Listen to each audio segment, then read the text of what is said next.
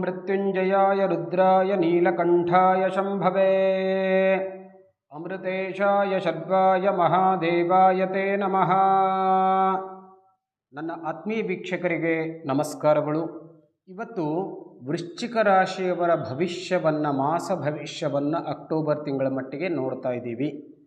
ನೋಡಿ, ಈ ವೃಶ್ಚಿಕ ರಾಶಿಯವರಿಗೆ ಅಕ್ಟೋಬರ್ ತಿಂಗಳಲ್ಲಿ ಈ ಗ್ರಹಗಳು ಒಂದು ರಾಶಿಯಿಂದ ಮತ್ತೊಂದು ರಾಶಿಗೆ ಪ್ರವೇಶವನ್ನು ಮಾಡುವಾಗ ಯಾವ ರೀತಿಯ ಬದಲಾವಣೆ ಆಗುತ್ತೆ ಅಂತನ್ನೋದನ್ನು ತಿಳ್ಕೊಳ್ಳೋದಾದರೆ, ನೋಡಿ, ವಿಶೇಷವಾಗಿ ಸ್ವಲ್ಪ ಮಟ್ಟಿಗೆ ವೃಶ್ಚಿಕ ರಾಶಿಯವರಿಗೆ ಆರೋಗ್ಯಕ್ಕೆ ಸಂಬಂಧಪಟ್ಟಂಥ ತೊಂದರೆ ಇರುವಂಥ ಸಾಧ್ಯತೆ ಇದೆ. ಮೊದಲನೇದಾಗಿ ನಾವಿದನ್ನು ನೋಡ್ತೇವೆ.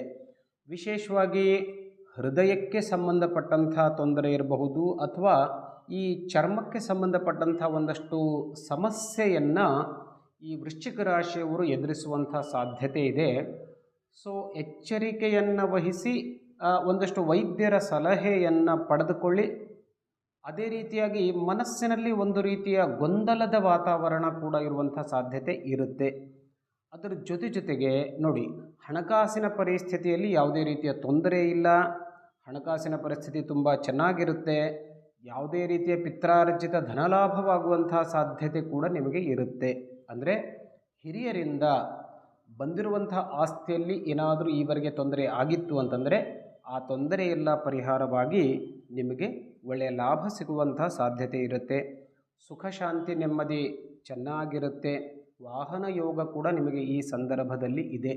ಯಾಕೆಂದರೆ ಗುರು ಸಪ್ತಮ ಸ್ಥಾನದಲ್ಲಿ ಇರೋದರಿಂದ ಗುರುಬಲ ನಿಮಗೆ ತುಂಬ ಚೆನ್ನಾಗಿ ಇರುತ್ತೆ.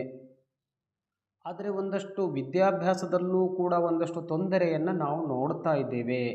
ಪಂಚಮದ ರಾಹು ವಿಶೇಷವಾಗಿ ನೋಡಿ, ಈ ಒಂದು ವೇಳೆ ನೀವೇನಾದರೂ ಈ ಸ್ಪರ್ಧಾತ್ಮಕ ಪರೀಕ್ಷೆಗಳಿಗೆ ಅಂಥದಕ್ಕೆ ಪ್ರಯತ್ನವನ್ನು ಮಾಡ್ತಾ ಇದ್ದರೆ ಸ್ವಲ್ಪ ಮಟ್ಟಿಗೆ ಅಲ್ಲಿ ನಿಮಗೆ ಮನಸ್ಸಿನಲ್ಲಿ ತೊಂದರೆಯಾಗುವಂಥ ಸಾಧ್ಯತೆ ಇರುತ್ತೆ. ಸೊ ಅದಕ್ಕೆ ಸಂಬಂಧಪಟ್ಟಂತೆ ಒಂದಷ್ಟು ರಾಹು ದೋಷ ಪರಿಹಾರಾರ್ಥಕವಾಗಿ ಒಂದಷ್ಟು ಮಂತ್ರಗಳನ್ನು ಹೇಳ್ಕೊಳ್ಳಿ. ಓಂ ರಂ ರಾಹವೇ ನಮಃ. ಈ ಮಂತ್ರವನ್ನು ಯಾರಾದರೂ ಈ ತರಹ ಒಂದು ಪರೀಕ್ಷೆಗೆ ನೀವು ತಯಾರಿಯನ್ನು ಮಾಡ್ತಾ ಇದ್ದರೆ ಇದನ್ನು ಪ್ರತಿನಿತ್ಯ 108 ಸಾರಿ ಪಠಣ ಮಾಡಿಕೊಂಡು ಅಭ್ಯಾಸವನ್ನು ಮಾಡಿಕೊಳ್ಳಿ. ಸಾಧ್ಯವಾದಷ್ಟು ವಿದ್ಯಾಭ್ಯಾಸವನ್ನು ರಾತ್ರಿಯ ಸಮಯದಲ್ಲಿ ಕಡಿಮೆ ಮಾಡಿಬಿಟ್ಟು ಬೆಳಗ್ಗೆ ಸಮಯದಲ್ಲಿ ನೀವು ಮಾಡಿಕೊಂಡ್ರೆ ನಿಮಗೆ ಅನುಕೂಲಕರವಾಗಿ ಇರುತ್ತೆ. ನ್ಯಾಯಾಲಯದ ವಿಷಯ ಬಂತು ಅಂತಂದರೆ ಅಲ್ಲಿ ಯಾವುದೇ ರೀತಿಯ ತೊಂದರೆ ಇಲ್ಲ. ಯಾವುದಾದ್ರೂ ಕೋರ್ಟ್ನಲ್ಲಿ ಕೇಸ್ ಏನಾದರೂ ಇದ್ದರೆ ನಿಮಗೆ ಈ ತಕ್ಕ ಮಟ್ಟಿಗೆ ಅನುಕೂಲತೆ ಸಿಗುವಂಥ ಸಾಧ್ಯತೆ ಇದೆ. ವಿವಾಹ ಯೋಗ ತುಂಬ ಚೆನ್ನಾಗಿದೆ. ಸಪ್ತಮದ ಗುರು ನಿಮಗೆ ಅತಿ ಶೀಘ್ರವಾಗಿ ವಿವಾಹ ಯೋಗವನ್ನು ತಂದು ಕೊಡ್ತಾನೆ. ಇಷ್ಟು ದಿವಸ ಸರಿಯಾಗಿ ಪ್ರಯತ್ನವನ್ನು ಮಾಡದೇ ಇದ್ದರೆ ಈಗ ಒಳ್ಳೆ ಪ್ರಯತ್ನವನ್ನು ಮುಂದುವರಿಸಿ ಮುಂದಿನ ವರ್ಷದ ಏಪ್ರಿಲ್ ಮೇ ತಿಂಗಳವರೆಗೆ ನಿಮಗೆ ವಿವಾಹ ಯೋಗ ಬರುವಂಥ ಸಾಧ್ಯತೆ ಇರುತ್ತೆ. ದಾಂಪತ್ಯ ಜೀವನ ತುಂಬ ಚೆನ್ನಾಗಿದೆ. ಯಾವುದೇ ರೀತಿಯ ತೊಂದರೆ ಇಲ್ಲ. ಆದರೆ ಅನಿರೀಕ್ಷಿತ ಲಾಭದ ಬಗ್ಗೆ ಪ್ರಯತ್ನವನ್ನು ಮಾಡಬೇಡಿ, ಅಪೇಕ್ಷೆಯನ್ನು ಮಾಡಬೇಡಿ. ಇಲ್ಲಿ ನಷ್ಟವನ್ನು ಹೊಂದುತ್ತೀರಾ. ಯಾವುದಾದ್ರೂ ಸುಮ್ಮನೆ ಬಹಳ ಲಾಭ ಬರುತ್ತೆ ಅಂತ ಹೇಳಿಬಿಟ್ಟು ಅಲ್ಲಿ ಹಣವನ್ನು ಹೂಡಿಕೆ ಮಾಡಬೇಡಿ. ಅಂಥ ಅಪೇಕ್ಷೆಯನ್ನು ಯಾವಾಗಲೂ ಇಟ್ಟುಕೊಳ್ಬೇಡಿ. ಅದರಿಂದ ನೀವು ನಷ್ಟವನ್ನು ಹೊಂದುವಂಥ ಸಾಧ್ಯತೆ ಇರುತ್ತೆ.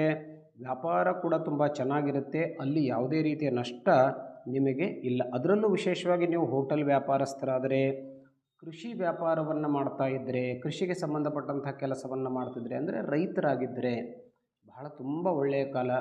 ಬೆಳೆಗಳು ತುಂಬ ಚೆನ್ನಾಗಿ ಬರುತ್ತೆ. ಅದರಿಂದ ನಿಮಗೆ ಆದಾಯ ವೃದ್ಧಿಯಾಗೋದರಲ್ಲಿ ಸಂದೇಹವಿಲ್ಲ.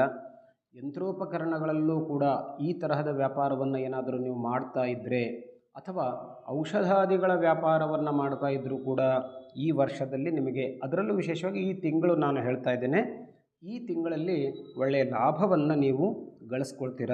ಅದರ ಜೊತೆಗೆ ಒಂದಷ್ಟು ಖರ್ಚಿನ ಮೇಲೆ ಹಿಡಿತ ಇರತಕ್ಕದ್ದು. ಅನಾವಶ್ಯಕ ಖರ್ಚುಗಳನ್ನು ಮುಂದೂಡಿ ಹಾಗೆ ಮಾಡಲಿಕ್ಕೆ ಹೋಗ್ಬಿಡಿ. ಅದರಿಂದ ನೀವು ನಷ್ಟವನ್ನು ಅನುಭವಿಸುವಂಥ ಸಾಧ್ಯತೆ ಇರುತ್ತೆ. ಆಸ್ತಿ, ವಾಹನ, ಭೂಮಿ ಖರೀದಿ ಇಂಥದ್ದೇನಾದರೂ ಇತ್ತು ಅಂತಂದರೆ ಅದನ್ನು ಖಂಡಿತವಾಗಿಯೂ ಮುಂದುವರಿಸಿ. ಇನ್ನು ವ್ಯಾವಹಾರಿಕವಾಗಿ ಎಚ್ಚರಿಕೆ ತಗೊಳ್ಳೋದು ಬಹಳ ಅವಶ್ಯಕತೆ. ಅದನ್ನು ತಗೊಳ್ಳಿ. ಅದರಿಂದ ನಿಮಗೆ ಖಂಡಿತವಾಗಿ ಒಳ್ಳೆಯದಾಗುತ್ತೆ. ನಾನು ಈಗಾಗಲೇ ಹೇಳಿದೆ, ಈ ಒಂದು ತಿಂಗಳು ಒಂದು ರಾಹು ಮಂತ್ರವನ್ನು ಪಠನ ಮಾಡಿಕೊಳ್ಳಿ ಮತ್ತು ಕುಜನಿಗೆ ಸಂಬಂಧಪಟ್ಟಂಥ ಪರಿಹಾರವನ್ನು ಮಾಡಿಕೊಳ್ಳಿ.